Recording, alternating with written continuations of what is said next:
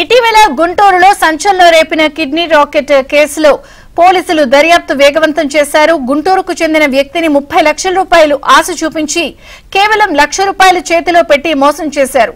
ఈ వ్యవహారంలో kidney racket ఏజెంట్లుగా వ్యవహరించిన భాషా సుబ్రహ్మణ్యం అనే వ్యక్తులను నగరపాలెం పోలీసులు అదుపులోకి తీసుకున్నారు. బాధితుడి ఫిర్యాదుతో పోలీసులు విచారణ చేపట్టారు.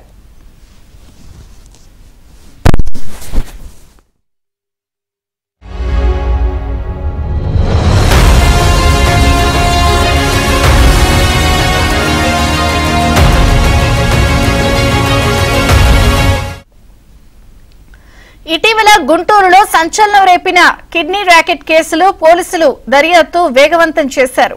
గుంటూరుకు చెందిన వ్యక్తిని 30 లక్షలు ఆశ చూపించి కేవలం ₹1,00,000 చేతిలో పెట్టి మోసం చేశారు. ఈ వ్యవహారంలో కిడ్నీ రాకెట్ ఏజెంట్లుగా వ్యవహరించిన భాషా సుబ్రహ్మణ్యం అనే వ్యక్తులను నగరపాలెం పోలీసులు అదుపులోకి తీసుకున్నారు. బాధితుడి ఫిర్యాదుతో పోలీసులు విచారణ చేపట్టారు.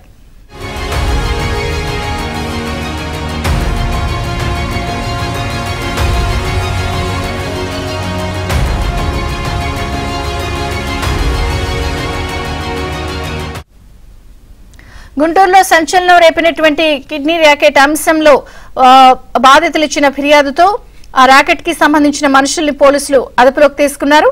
మరిన్ని వివరాలు మా ప్రతినిధి సాంబశివరావు అడిగి తెలుసుకుందాం. సాంబశివరావు, విజయ్ చంద్రగా ఎట్టకేలకు గుంటూరులో వెలుగు చూసిన కిడ్నీ రాకెట్ కేసులో పోలీసులు ఇద్దరిని అదుపులో తీసుకున్నట్లు కూడా తెలుస్తుంది. విజయవాడ కేంద్రంగా జరిగిన ఈ కిడ్నీ రాకెట్ కేసుకు సంబంధించి బాధితుడు గుంటూరు వ్యక్తి కావడంతో కూడా గుంటూరు జిల్లా ఎస్పీని కలిసి తనకు జరిగిన అన్యాయాన్ని, తనకు జరిగిన కిడ్నీ దోపిడీని కూడా తన ఫిర్యాదు రూపంలో ఇవ్వడం జరిగింది. అయితే బాధితుడు మధుబాబు ఇచ్చిన ఫిర్యాదు మేరకు మొత్తం 5గురిపై కూడా కేసు నమోదు చేసి నగరంపాలెం పోలీసులు ఇప్పటికీ 5గురిలో ఇద్దరిని భాష ఎవరైతే మీడియేటర్ గా ఉండి కిడ్నీ అమ్మకానికి సంబంధించి సోషల్ మీడియాలో కొనుగోలు కార్యక్రమాన్ని చేపట్టిన భాషతో పాటు కిడ్నీ స్వీకరించిన వ్యక్తి తాలూకు బంధువు సుబ్రహ్మణ్యం అతను కూడా అదుపులో తీసుకున్నారు. మొత్తం మధ్యవర్తులు భాషతో పాటు వెంకట్ కూడా ఉన్నారు. అయితే వెంకట్ మొన్న నగరంపాలెం పోలీసులు అదుపులో తీసుకున్నారని తెలిసింది.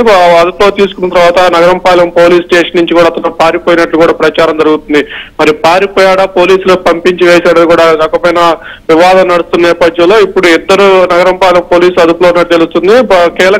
కీలకమైన వ్యక్తి భాషతో పాటు కిడ్నీ స్వీకరించిన వ్యక్తి తాలూకు బంధువు సుబ్రహ్మణ్యం వీరిద్దరి మధ్య ట్రాన్సాక్షన్ జరిగిన నేపథ్యంలో వీరిద్దరిని ప్రస్తుతం నగరంపాలెం పోలీసులు అదుపులో తీసుకొని విచారణ చేస్తున్నట్టు కూడా తెలుస్తుంది. మరి ఆసుపత్రికి సంబంధించి విజయవాడలోని ఒక ఆసుపత్రిలో తనకి ఆపరేషన్ చేశారని చెప్పిన తర్వాత డాక్టర్ పై కూడా అతను బాధితుడు మధుబాబు ఫిర్యాదు చేసిన నేపథ్యంలో అతనిపై కూడా కేసు నమోదు చేశారు. మరి ఆసుపత్రి వర్గాల వైపు నుంచి, ఆసుపత్రి నుంచి విచారణ పెద్దగా జరుగుతున్నట్లు కూడా అక్కడ మనకి కనిపించట్లేదు. కేవలం ఇప్పుడు మధ్యవర్తులుగా ఉన్న ఇద్దరు అదుపులో తీసుకున్న నేపథ్యంలో ఇప్పుడు ఆసుపత్రి వద్దకు వెళ్లి డాక్టర్ని కూడా విచారణ చేస్తారా లేదా అనేది కూడా ఒక కన్క్లూజన్ అయితే నెలకొని ఉంది. ప్రస్తుతానికి వీరిద్దరు అదుపులో తీసుకున్న తర్వాత మిగతా వారిని కూడా ఎప్పట్లో అదుపులో తీసుకుంటారు. ఈ కేసుని ఎన్ని రోజులు విచారణలో పెడతారనేది కూడా ప్రశ్నార్థకంగా మారింది. చంద్ర